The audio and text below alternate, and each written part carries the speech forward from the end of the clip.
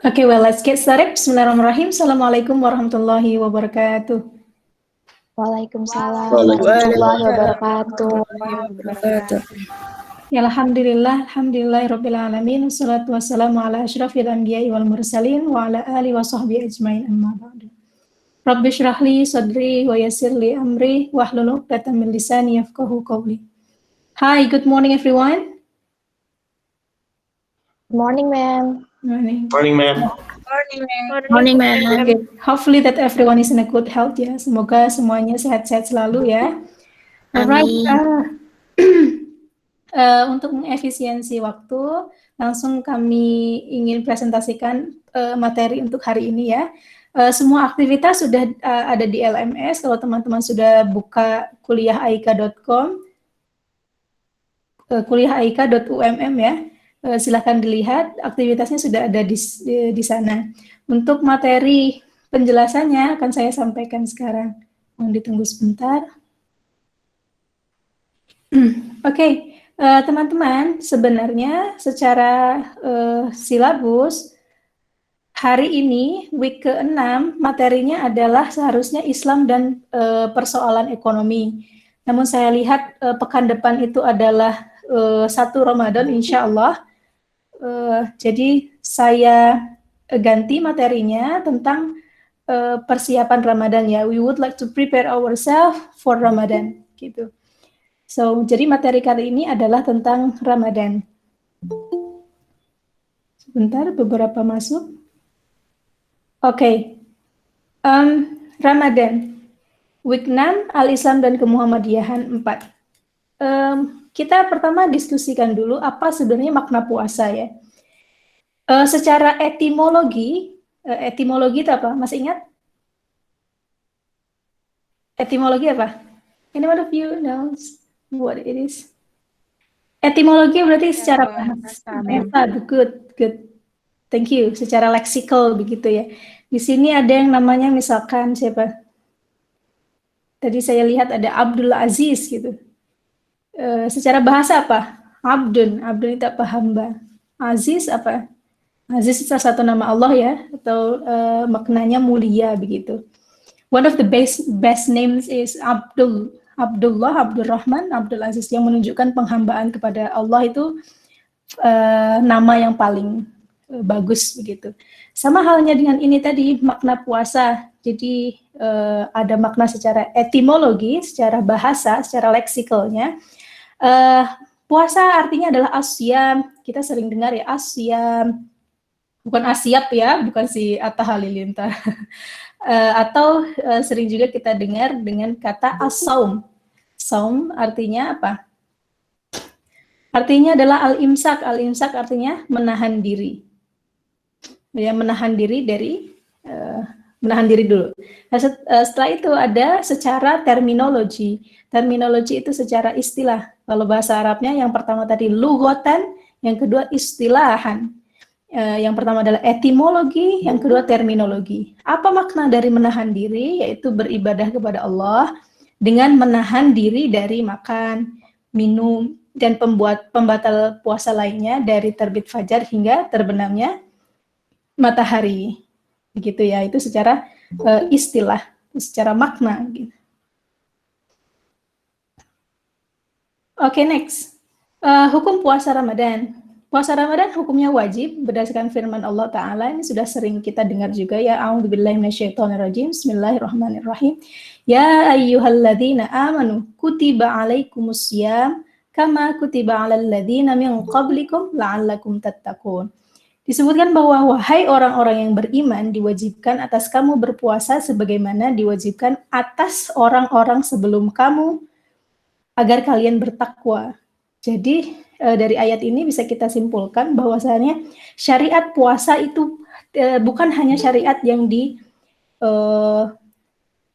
bebankan kepada umat Muhammad, tidak, tapi syariat puasa juga ada pada syariat umat-umat terdahulu. Seperti syariat Nabi Ibrahim, Nabi Musa, dan sebagainya. Jadi, puasa bukanlah syariat yang dibebankan hanya untuk Muslim, tapi juga umat-umat terdahulu. Dan juga puasa Ramadan adalah salah satu rukun Islam. Jadi kalau Anda diminta menyebutkan apa itu rukun Islam, salah satunya adalah puasa. Bunyal Islam ala khamsin. Jadi Islam dibangun atas 5 rukun. Syahadatu an la ilaha illallah wa anna Muhammadar Rasulullah wa iqamis salah wa ita'iz zakah wal hajj wa shaum Ramadan. Disebutkan bahwa salah satu asas atau pondasi berislam itu adalah salah satunya puasa. Gitu ya, berdasarkan hadis riwayat Bukhari dan Muslim. Lalu kita lihat keutamaan puasa. Apa saja sih keutamaan puasa? Puasa adalah ibadah yang tidak ada tandingannya. Rasulullah SAW bersabda kepada Abu Umamah al-Bahili, "Alaika bisyam fa innahu la mathala lahu." Hendaknya engkau berpuasa karena puasa itu ibadah yang tidak ada tandingannya. Jadi karena puasa itu antara hamba dan antara Tuhannya. Jadi makanya disebutkan bahwa puasa adalah ibadah yang tidak ada tandingannya. Karena mungkin kalau Anda, karena apa? Karena orang berpuasa tidak terlihat ya. Ibadah yang tidak terlihat kan puasa. Kecuali Anda bertanya kepada seorang itu, Anda puasa? Gitu, dia akan jawab, oh iya atau tidak gitu. Karena kalau Anda tidak bertanya, puasa adalah ibadah yang tidak terlihat. Karena hubungannya langsung antara si hamba itu dengan penciptanya. Lalu yang kedua adalah Allah Ta'ala menyandarkan puasa kepada dirinya, sampai Allah menyandarkan puasa itu kepada Allah sendiri. Oke.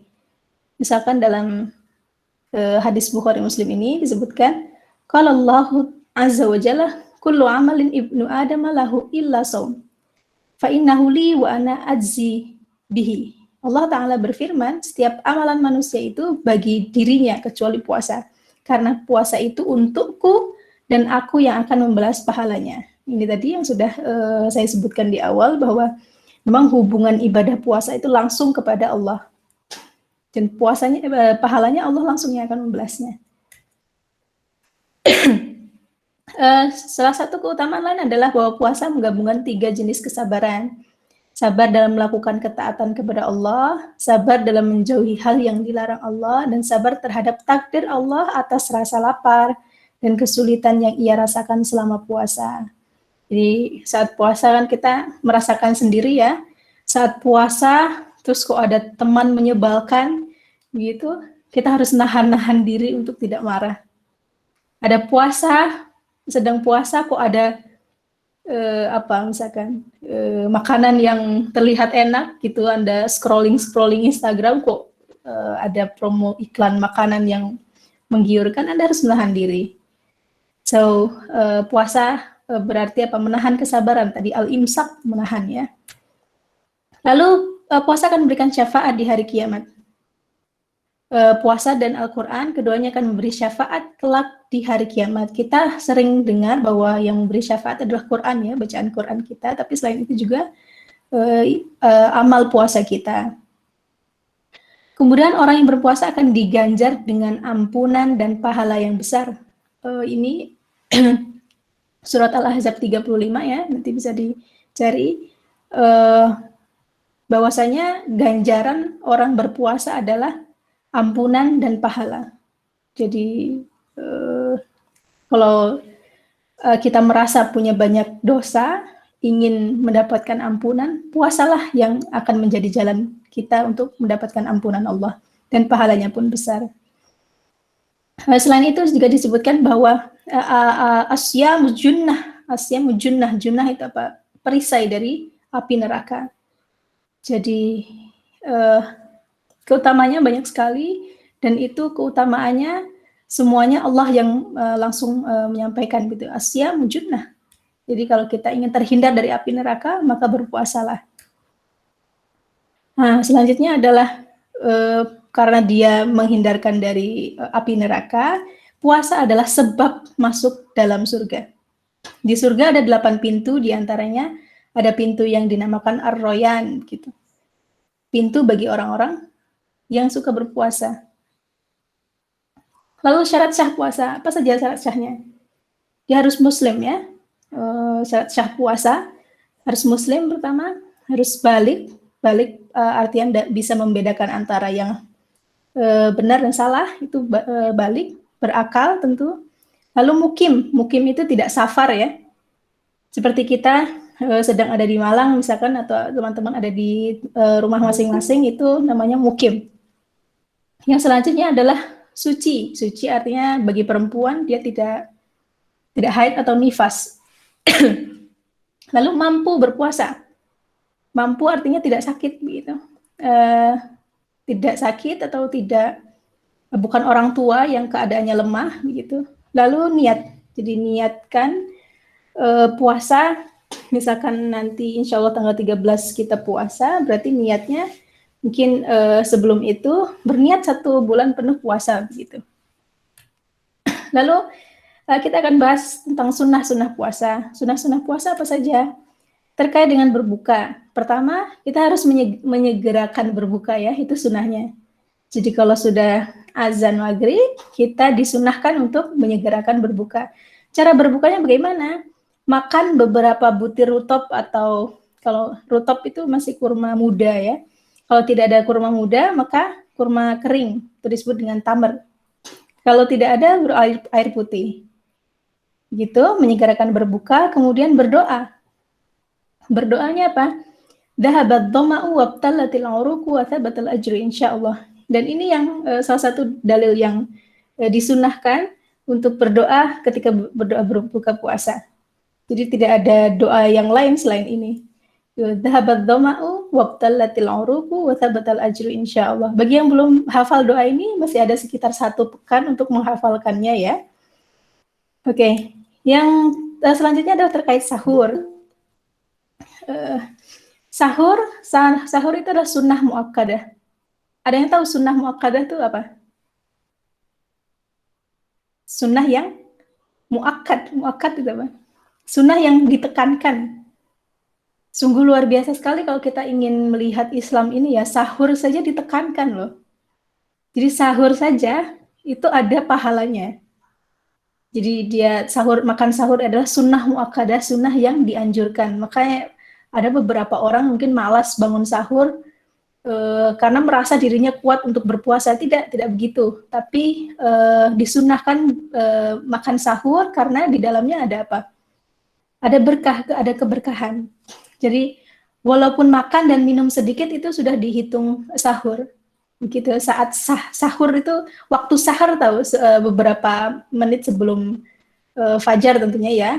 Lalu makan sahur keberkahan. Karena kenapa dianjurkan tadi sunnah muakkadah, sunnah yang dianjurkan karena apa? Dalam makan sahur itu ada keberkahan. Dalilnya adalah tasahharu fa inna fis sahuri barakah.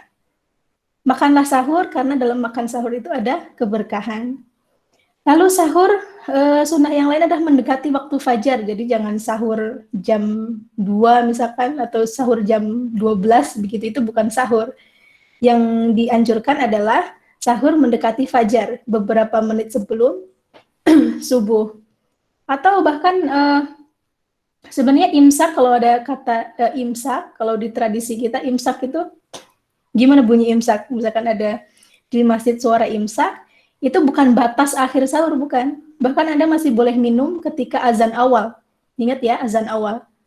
Jadi ada kesalahpahaman saat berpuasa, salah satunya adalah memaknai bahwa imsak itu batas terakhir makan sahur, bukan. Tapi bahkan azan awal subuh pun itu Anda masih boleh minum. Gitu ya. Jadi yang paling disunahkan adalah mendekati waktu fajar. Lalu tamar, sahur yang disunahkan juga adalah memakan kurma. Jadi masih ada waktu 1 minggu untuk belajar kurma ya, karena kurma punya keutamaan dalam berpuasa gitu. Jadi silahkan stok kurmanya di rumah sebelum Ramadan tiba. Lalu amal soleh lain terkait dengan puasa apa? Bersedekah, membaca Al-Quran. Al-Quran itu tidak seperti buku-buku yang lain ya. Al-Quran itu sekedar dibaca saja sudah berpahala walaupun Anda tidak tahu maknanya. Tentu Anda sudah tahu ya hadis-hadisnya tentang alif lam mim, itu bukan satu kata, tapi Anda akan diganjar alif 1, lam 1, mim 1 begitu. Jadi ganjarannya membaca Al-Quran itu sangat banyak, apalagi saat bulan puasa begitu. Lalu sholat sunnah, dianjurkan berbanyak sholat sunnah. Lalu zikir, Zikir jangan lupa zikir pagi petang ya. Anda tidak lupa ya zikir pagi petang. Jadi salah satu keutamaan zikir pagi petang adalah mengubah takdir Anda. Jadi takdir itu kan ada yang tahunan, ada takdir yang memang sudah ditakdirkan ketika kita dilahirkan, ada juga takdir harian. Nah, takdir harian adalah salah satunya bisa diubah dengan zikir pagi dan petang. Zikir pagi dibaca setelah habis subuh, zikir petang kapan? Sekitar habis waktu asar sama sebelum sebelum maghrib ya, sampai waktu sebelum maghrib itu disunahkan. Jadi jangan lupakan zikir pagi petang. Kalau zikir yang memperbanyak rezeki adalah apa? Memperbanyak istighfar. Jadi ketika Anda istighfar aja 3 detik, misalkan astagfirullah, astagfirullah, astagfirullah, itu sudah menghilangkan dosa-dosa Anda dan juga mendatangkan rizki. Begitu dalilnya, bahwa kalau Anda perbanyak istighfar akan perbanyak rizki.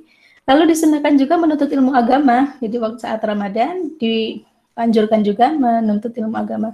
Lalu terakhir ada iktikaf. Iktikaf utamanya adalah 10 hari terakhir Ramadan ya, bisa dilakukan. Di antara orang-orang yang tidak dibolehkan, orang yang dibolehkan tidak berpuasa siapa saja? Pertama, orang yang sakit. Tapi sakitnya sakit serius ya, sakit yang apabila orang tersebut puasa dikhawatirkan akan mengganggu kesehatannya. Misalkan sedang demam tinggi begitu, dan Anda kondisi badannya lemah, perlu asupan begitu, Anda boleh tidak berpuasa. Tapi bagi yang mampu, misalkan sakitnya seperti demam tadi, kan ada kemungkinan untuk sembuh ya. Jadi nanti akan harus mengqadha puasa di hari lain gitu.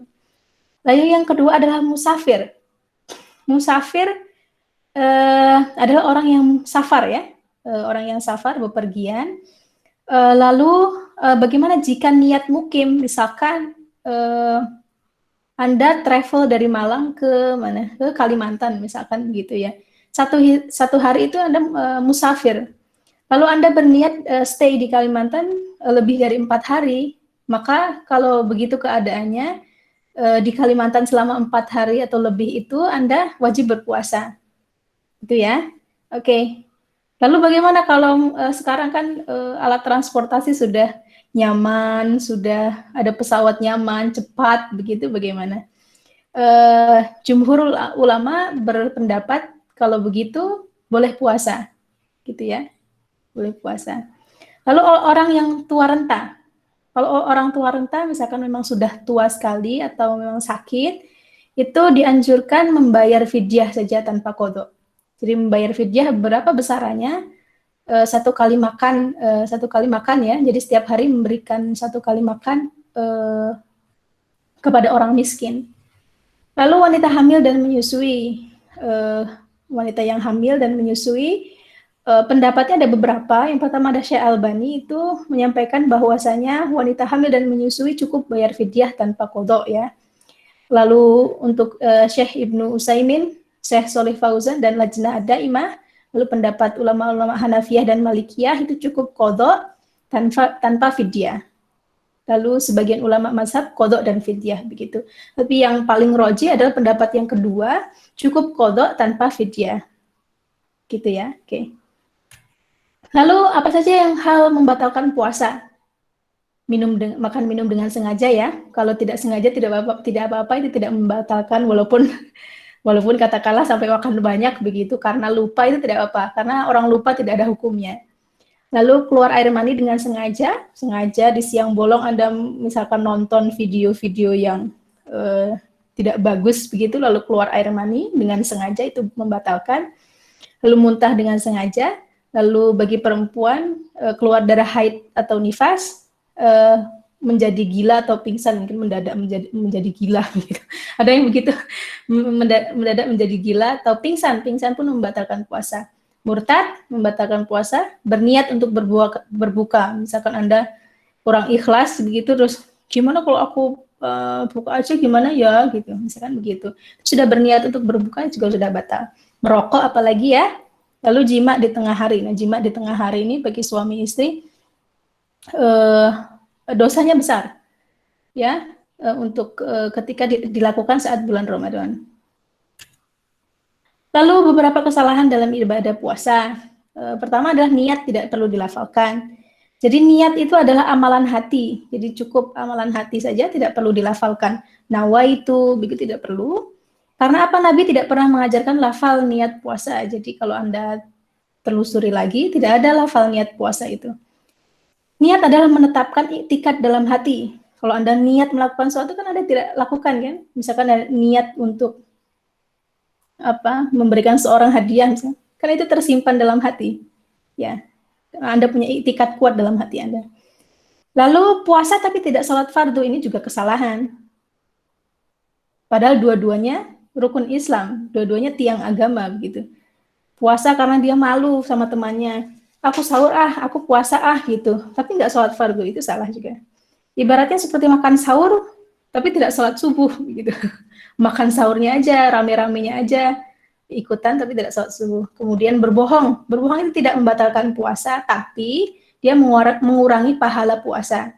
Tapi dia tidak, statusnya tidak sampai membatalkan. Lalu menahan diri dari maksiat sampai berbuka. Jadi ada mungkin banyak dari kita jumpai bahwa aku nggak nonton film itu deh, nanti nontonnya nanti aja habis buka, misalkan begitu.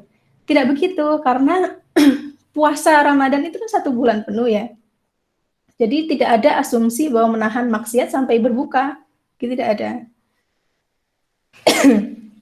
Lalu selanjutnya adalah hadis lemah, tidurnya orang berpuasa adalah ibadah. Itu hadisnya lemah, karena tidur itu perkara yang mubah ya, dia bukan ritual agama.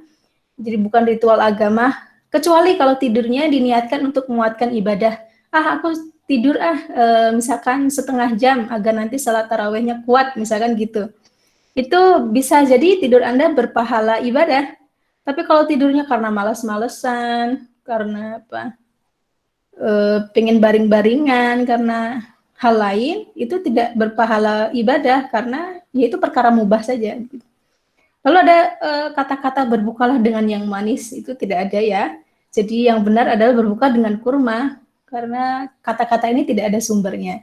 Bahkan kalau ada antara kue manis dan kurma, Anda memilih mana? Bukan berbukalah dengan yang manis, tapi pilihnya kurma, gitu ya. Oke, the last one. You will not die from fasting.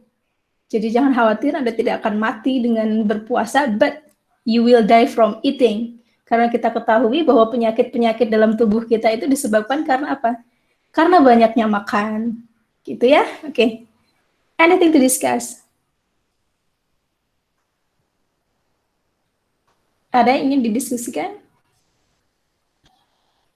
Terkait puasa? Tidak ada? It's all good? Yusril? Ini mem, di daerah saya mem ya, nggak tahu yang lain, tapi yang itu mem, kalau kita masukin jari ke telinga, kan yang membatalkan. Jari ke telinga? Ya kayak garuk telinga gitu loh mem. Efeknya apa mas? Yang dipercaya apa? Katanya membatalkan gitu mem. Iya. Mas Yusril dari mana? Probolinggo. Oke. Saya pribadi belum pernah dengar tentang dalil itu ya, kalau memasukkan jari ke telinga begitu, itu membatalkan. Saya kira tidak ada mas, atau nanti boleh dikasih tahu kalau saya miss ya. Sejauh yang saya tahu, to the best of my knowledge, I think this kind of practice doesn't exist in the rule of our religions. Kayaknya tidak ada ya. Gitu. Ada yang lain? Ma'am, kalau misalkan pas puasa-puasa itu ada suntik vaksin gitu, puasanya gimana ma'am terusan ma'am? Ya itu kemarin ramai diperbincangkan ya. Ada memang harusnya yang masuk seperti infus juga ya, masuk ke dalam tubuh kita. Infus itu kan kayak makanan ya, itu membatalkan. Jadi seperti coba nanti dicari dalil-dalilnya ya, saya tidak mau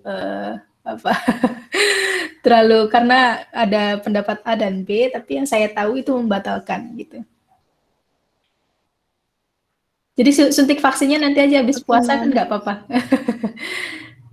Oke.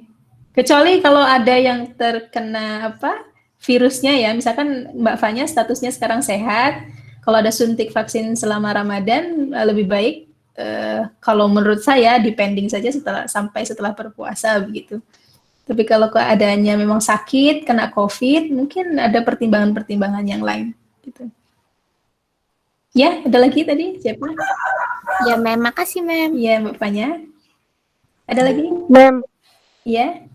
Mbak Natasha. tentang iya, tentang doa berbuka puasa, Mem. Iya. Kan yang udah umum kan tentang doanya kan yang Allahumma lakasumtu. Terus kalau misalnya kita berdoa pakai itu berarti selama ini salah dong, Mem. Ini kita prosesnya, saya tidak mau terjebak pada perdebatan ya. Yang pasti kalau Anda mengamalkan memakai doa itu, dicari rujukannya. Karena saya sendiri dulu memang pakai doa Allahumma lakasumtu, tapi setelah tahu bahwa itu tidak ada rujukannya artinya kita dalil yang kita gunakan kan Al-Quran dan hadis. Hadis pun dicari yang sahih begitu. Ketika saya belajar lagi, oh ternyata Allahumma lakasumtu itu tidak ada referensi kuat. Tentu Anda ketika skripsi pun begitu kan, nanti ditanya oleh dosen pembimbing atau pengujinya, referensinya ini mana gitu. Sama seperti kita beragama, referensinya mana? Misalkan ada 2 referensi ini dan ini, kuat yang mana gitu.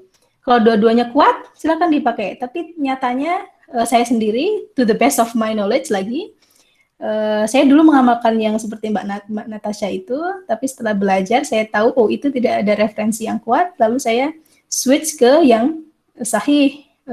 Sebenarnya bukan sahih, itu derajatnya sampai hasan.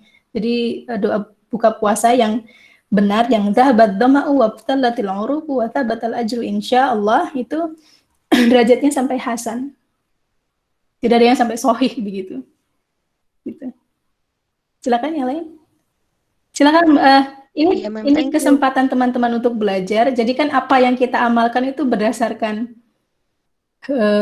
pengetahuan kita yang dulu ya. Mungkin kita belum baca-baca lagi. Silakan dibaca-baca lagi. Saya tidak mau, misalkan gini, cara belajar yang betul itu adalah ketika Anda mendapatkan, misalkan saya prakteknya A, terus saya tahu dari seseorang kok ada pendapat B. Coba dicari dua-duanya tuh referensinya kuatan yang mana begitu. Jangan langsung mendebat, duh kok gitu sih? Kayaknya nggak gitu deh. Kata kiaiku begini, kata